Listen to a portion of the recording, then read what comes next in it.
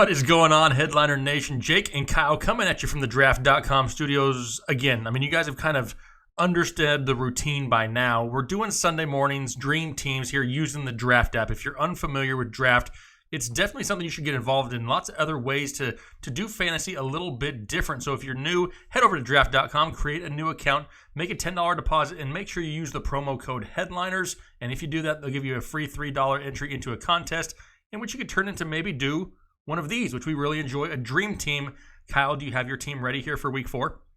Ready, locked, loaded. Let's go. Are you going to pop, drop, and lock it? I did that prior to the show. Okay, perfect. Well, we don't want to have it happen again to the people. So once again, this is a half-point PPR league, so keep that in mind. And it's similar to a DFS style thing. This is not somebody you're going to have, a season-long league with. It's a one-time option. Sometimes you want to take those names at the top because you can literally choose any player from any team in any matchup.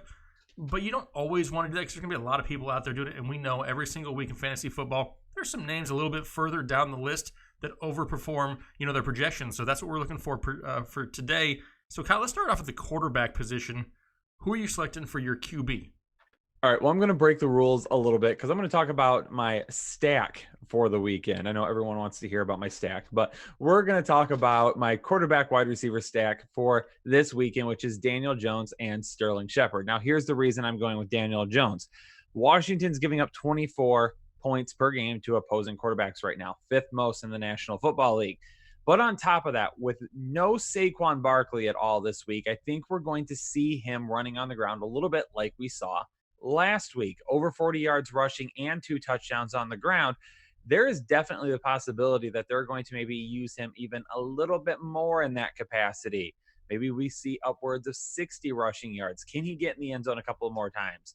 That would be fantastic for his value and make him one of the best plays on the slate this weekend. Last week, he was either the 2nd or 3rd highest scoring quarterback on the slate. So definitely can do it against another poor performing defense. Now for wide receiver, Sterling Shepard. Now the reason that I'm stacking Sterling Shepard with Daniel Jones is because the Washington Redskins are giving up 54.73 fantasy points per game to opposing wide receivers. That is the most in the National Football League. And to top it all off, just to give you a little bit extra insight here, they're playing the New York Giants are playing the Washington Redskins, of course. Well, the New York Giants are giving up 53.43 points to opposing wide receivers, 2nd most in the National Football League. So both of these teams playing against each other, a lot of back and forth. It could end up being a game where we see a lot of points add up very quickly because these are both very bad defenses. The one more fact too, the Washington Redskins have given up 8 receiving touchdowns this year, most in the National Football League. That's why I'm going to stack those 2 on this slate. Well, you basically just said the Washington Redskins suck at all things NFL. Similar to the Miami Dolphins. And the Giants are basically third. Except for their... Exactly. All right, well, 2 crappy teams. Yes, absolutely looking for that fantasy upside. I'm going to play it a little bit safer maybe. I'm going to go with Jared Goff as my quarterback. I mean, they're playing against the Tampa Bay Buccaneers, and a lot of people look at Tampa Bay and they think of turnovers with Jameis Winston or big play games from Mike Evans, but they don't realize that's a pretty stout defense in Tampa Bay, at least a stout run defense. They're going to be able to, abuse them through the air, and we already know that he's got a trio of wide receivers that not a lot of teams can stop all 3 of them at the same time with Brandon Cooks, Cooper Kupp, and Robert Woods. Jared Goff is definitely somebody who I have a lot of interest in this week because I don't like Todd Gurley. I don't like the running game. I think they're going to have to win this game through the air. Jared Goff is the type of quarterback that could rack up 400 yards and 3 to 4 touchdowns easily in a game like this. He's going to be my quarterback 1 here in this Dream Team. Let's move on to the running back position. Kyle, who's your first running back? My first running back, as we talk about sometimes with these teams, we try to pick a really safe player to kind of go with some high upside players that might be a little bit more, a little bit lower in the rankings. Well, my safe running back is Austin Ekeler. Basically, we know they're playing the Miami Dolphins, who suck. 36 points per game to opposing running backs. No Justin Jackson this week. I would actually be more worried about Justin Jackson this week than I would be about Melvin Gordon playing, to be quite honest with you. And that might sound a little bit off, but Melvin Gordon's going to be limited this week. He might see the field a little bit, but there is no way that they're going to put him in there and give him a ton of carries. The reason I was more worried about Justin Jackson is because if they got up big, on the Miami Dolphins, they could say, well, Ekeler, we're going to keep you off the field. And, Justin Jackson, the second half, gets himself 20 carries or something crazy like that, ends up carrying the ball 25, 30 times in a game. That could have been something that happened if this score got away from Miami. That's not going to happen with Melvin Gordon. We're going to see a whole lot of Austin Ekeler this weekend. Yep, 100% agree. And I played it safe also with my number one. I got Christian McCaffrey as my safe pick here for the running back position. I mean, we kind of saw it last week. And with Kyle Allen once again under center for the Carolina Panthers, can he move the ball down the field? Yeah, he can. I mean, he's got a great duo of wide receivers with Curtis Samuel, who's a name we love this week, and with DJ Moore. We like both of these guys this week, but Christian McCaffrey's volume is going to be through the roof. There's nobody really behind him to steal carries from him. Don't have to worry about, going up against, somebody else taking carries in this backfield from him. Going up against the Houston Texans, they're going to have to continue to move the ball down the field. Christian McCaffrey is going to make you some money because this is a half-point PPR format, and he's going to be so involved on the ground, the goal line carries, the pass catching upside.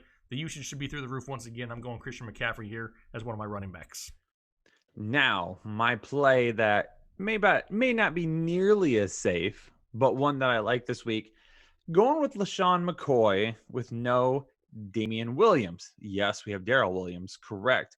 However, I'm not nearly as worried about Darrell Williams this week. Yes, he could potentially get some touches, but they're going to lean on LeSean McCoy. This is a game that is Detroit going to keep fairly close? Maybe. I'm a Lions fan. I'm hopeful that this is a good game, but realistically, will it be? If it is, that's great because then I think you see a little bit more of LeSean McCoy. I mean, last week, even when LeSean McCoy was banged up and basically questionable going into the game, a game time decision, he still got the most important carries. He ended up getting 2 touchdowns. And while Darrell Williams got that volume and that opportunity, it was still McCoy that found the end zone. The Detroit Lions are giving up 26.97 points to opposing running backs right now, 5th most in the National Football League. Give me some LeSean McCoy this week against Detroit, especially indoors on the turf. Kyle getting a little shady on us? I'm always shady, Jake. That's the truth. All right, my second, he's going to be Derrick Henry. And to a lot of people, that's not too far down the list. But a lot of people are happy with the touchdown production of Derrick Henry, but not so much with the volume production or the volume and yardage as far as Derrick Henry goes. But in a game this week going up against the Atlanta Falcons, I think Derrick Henry is one of those guys that you can kind of just count on for about 20 touches a week. And he's been slightly involved in the passing game, not overly involved. So as far as PPR goes, not a whole lot of upside there. But this is definitely a guy, 3 straight weeks, 3 touchdowns, somebody who has that upside every single week. And even though he's probably a little bit more higher owned, I think the running back position here for me allows me to take a little bit more of a gamble at the wide receiver position. And then we'll get into those names here in a second. But Derrick Henry is going to be my number 2 running back here on this roster. Who you got for your other? Since you already told us one wide receiver, Kyle, and you cheated at the beginning, who's your last wide receiver? Cheater, pumpkin eater. Another stack that you could play this weekend contains this player right here, Curtis Samuel, who is my next wide receiver. Kyle Allen could be a nice stack to go with him if you're going to play some GPPs. That could be a nice play for you. Now, the reason that is the Houston Texans defense, 46 points per game to opposing wide receivers. That is 5th most in the National Football League. So they've been giving up a lot of points to wide receivers. Kyle Allen looked good last week. This offense looked a lot better with no Cam Newton, which is probably not something you thought you would say before the season started. Now, the reason I'm going Samuel over DJ Moore is because I do think DJ Moore has the big play touchdown upside. So I wouldn't be surprised if he finds the end zone this week. I like him to find the end zone this week. Curtis Samuel could be one of those volume play type guys.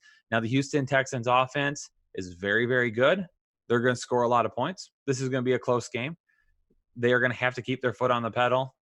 Carolina will, to be able to try and get a win here. So there's going to be a ton of volume for the wide receivers this weekend. Yep, love it. And now I'm going to go bold or go home. I'm going with 2 boomer bust guys. Not so much, but it's with Tyler Lockett's going to be the first guy. And when you think of Tyler Lockett, you think double-digit touchdowns last year. You think of all the volume he's seen over the past couple weeks. And he's kind of really turned into that volume type of receiver. For the longest time, he was really big play dependent. It's not the case anymore for Tyler Lockett. Even with DK Metcalf there, he's going to draw, a lot of defensive attention, especially over the top with the safeties. Tyler Lockett's somebody who's just eaten up receptions all over the field and still has that big play upside. Now they go to face the Arizona Cardinals, which is one of the worst defenses in all things NFL football, without their top 2 starting cornerbacks. Love Tyler Lockett this week. Other one is going to be Marquise Hollywood Brown of the Baltimore Ravens going up against the Cleveland Browns. Do the Cleveland Browns offense come alive this week? It's possible. At some point or another, they're going to get better. Does it happen against Baltimore? Still remains to be seen. But Hollywood Brown is going up against the Cleveland defense, which is also without possibly their 2 top starting cornerbacks with Ward and Greedy Williams. Marquise Brown is a game changer. He's not as reliant on the big plays as we kind of thought maybe he was. He saw double-digit targets here just a couple weeks ago, and I expect something similar to that again this week. If the Browns can score, Marquise Hollywood Brown has that huge upside. That's going to be my second wide receiver here for week 4. And to add to your point about Marquise Brown, I like Mark Andrews, but if he's still a little bit banged up and a little slowed this week, that could even add the potential volume for Marquise Brown. Yep. Give us some Hollywood. Going to Hollywood this week, Kyle.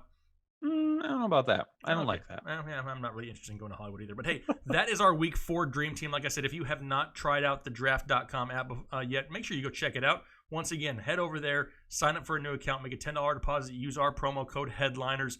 You'll get a free $3 entry, and then turn around and make yourself a couple Dream Teams here this week and going forward. We'll do one of these videos every single week. It's something we really enjoy to do. But we greatly appreciate the support. Channel still growing like crazy. And here it is. It's time for some Sunday Day football. Enjoy it. Good luck this week, and we'll talk to you guys later.